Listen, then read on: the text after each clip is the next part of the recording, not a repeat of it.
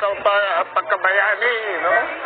At pangunguna sa movement na ito na ang ating hangad ay lumaki kada araw para yung bastos sa Kongreso at yung bangag sa Malacanang ay matanggal na.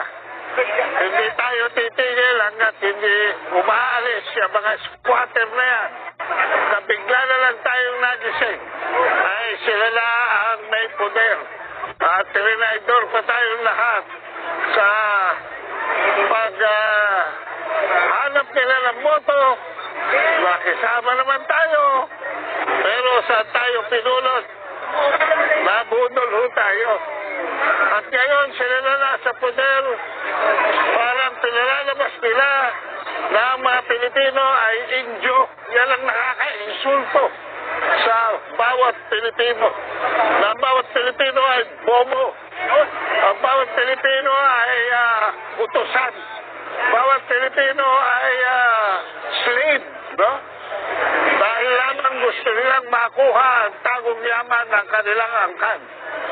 Kaya nag-aalsa naman dahan-dahan ang taong bayan para ipakita sa kanila na patay na ang mga abusado. At kung hindi sila titigil, ay baka madala na naman sila, pero hindi na yata sila tatanggapin sa Honolulu. Hanggang Guam na lang sila. No?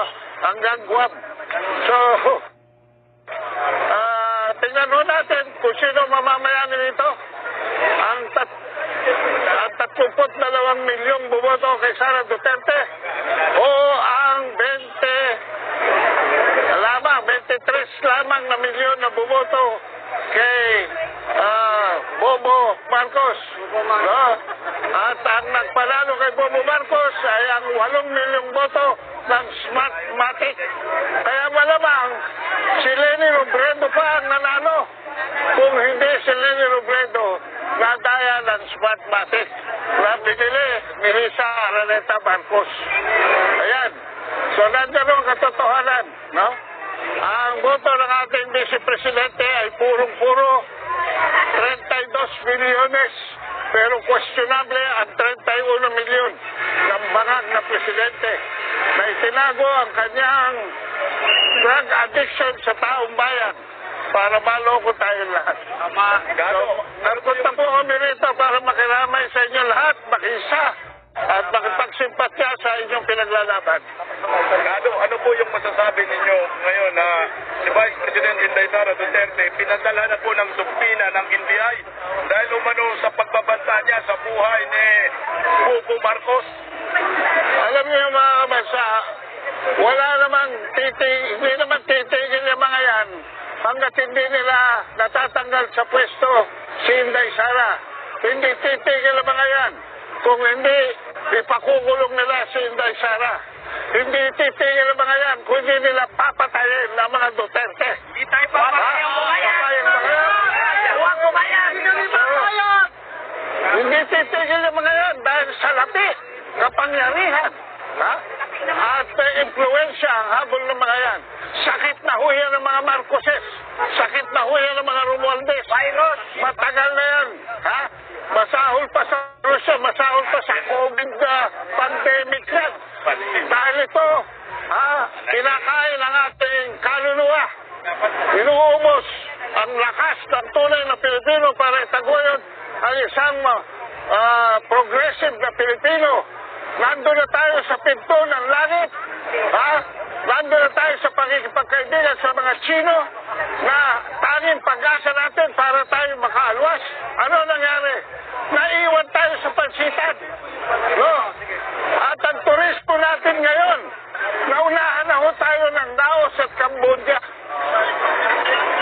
Can you imagine that? Wala na. Naiwan na tayo ng Thailand, Indonesia, Malaysia. Sa Siam, na ASEAN countries, tayo na kulelat. Hindi ba tayo nahihiya dyan? Sila dapat. Dapat sila unang mahiya. Dahil sila namumuno ng bansa. Hanggang ngayon, 3 taon na. Naghihintay ho tayo ng achievement from this non-performing president.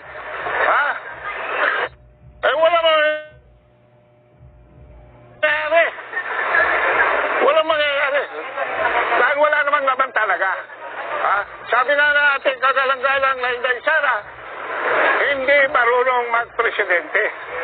So, ang tanong niya, tanong ko rin, ano ang ating gagawin? Palitan! Oo. Palitan! Diba? Tagay, si Sara. Ano ating gagawin? Presidente ka, hindi mo alam kung anong gagawin mo?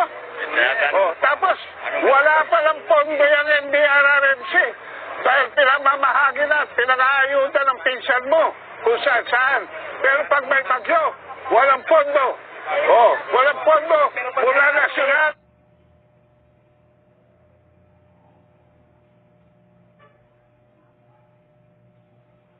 Walang pondo, wala nasyonal. Hanggang na naman kayo nakakita ng ganyan. Ha? Pero ngayon, pinalalabas nila na ang Pilipino ay inju pa rin. Hindi na po. Matagal na po natin tinanggal ang mga Kastila. Matagal na po natin tinanggal ang mga Amerikano. At tinanggal uli natin noong 1991. Tinanggal uli natin noong 2016. Ngayon, balik na naman ang mga Amerikano. At tayo ay ginugurgur ng pera ng militar ng Amerikano na walang alam kundi manggera. Kaya po kami sa mamamayan, ayaw namin ng droga, ayaw namin ng digmaan. No? Mad kami. Very mad. Mad. Marcos, alis dyan! Panghuli na lang ho. Ito na ba yung panahon na dapat ang maraming Pilipino ay magkaisa at magsama-sama dito sa ICSA? Alam nyo,